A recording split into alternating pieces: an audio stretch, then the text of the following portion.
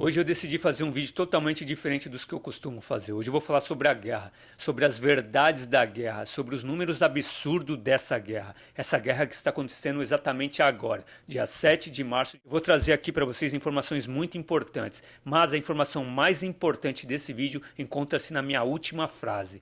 Esse vídeo vai ser bem curto, mas a informação mais importante e mais constrangedora se encontra no final desse texto. Todas as fontes que eu tirei esse texto eu incluí aqui na descrição. É muito importante você ir depois na descrição e ver essas fontes, ver esse conteúdo. O quão importante é a gente enxergar essa guerra de verdade, o outro lado dessa guerra. O quão é importante a gente entender o que realmente acontece no mundo agora, beleza? Pode parecer um pouco maçante, mas eu vou ler esse texto. É um texto bem curto, mas muito importante.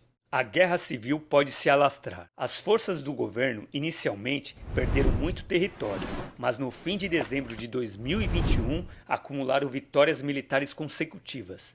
As perspectivas de paz permanecem, contudo, incertas. Eles vivem uma guerra civil há mais de um ano. E o agravamento do conflito pode piorar a situação não só do próprio país, mas também de uma região importante para o comércio global. A ONU já vem fazendo alertas sobre a situação há algum tempo. Em um deles, feito no dia 17 de dezembro de 2021, a vice-alta comissária para os direitos humanos da ONU, Nada al-Nashif, disse que os níveis de ódio, violência e discriminação devem aumentar no país e que isso pode levar a uma violência generalizada.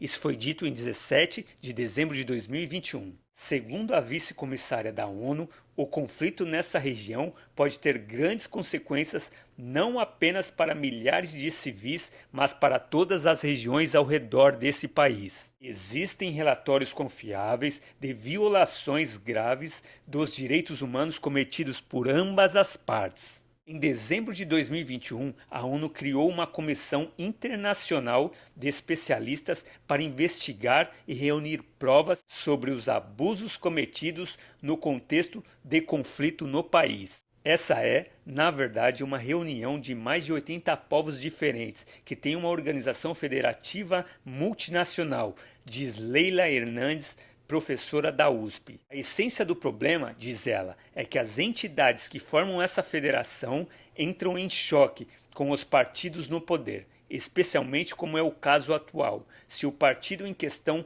toma medidas centralizadoras. As forças do TPFL começaram a se rebelar em 2021.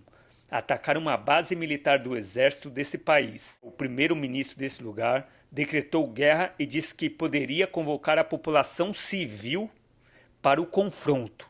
No entanto, as forças de Tigré, que são os inimigos, derrotaram o exército desse país e os seus aliados. Em novembro, os guerrilheiros do Tigré chegaram a cerca de 200 quilômetros da capital, bem próximo à capital desse país. De lá para cá, as forças do governo conseguiram reagir e reconquistaram duas cidades consideradas estratégicas que haviam sido tomadas pelo inimigo. Leila Leite Hernandes, a professora da USP, diz que os confrontos entre diferentes grupos étnicos desse país há décadas eram um conflito de baixa ou média intensidade, mas que agora se tornou uma guerra aberta. Para ela, a guerra deve voltar a ser um conflito de baixa ou média intensidade logo mais. Essa guerra não deve durar muito tempo, porque existem interesses muito grandes, sobretudo os interesses da China na região, mais até do que os Estados Unidos. A China investiu grandes fortunas em construções de portos em regiões próximas a esse país. Para a professora, deve haver pressão de outros países e algum tipo de arbitragem de terceiros para evitar que a guerra se alastre pela região. A professora ainda diz: eu apostaria também que o conflito não vai se encerrar plenamente, mas sim se arrastar em uma guerra que não seja de grandes proporções, como a atual, que é uma guerra civil. Em meados de 1980, essas mesmas guerras por poder, religião, água e elementos naturais mataram por volta de 400 mil pessoas e não houve comoção mundial.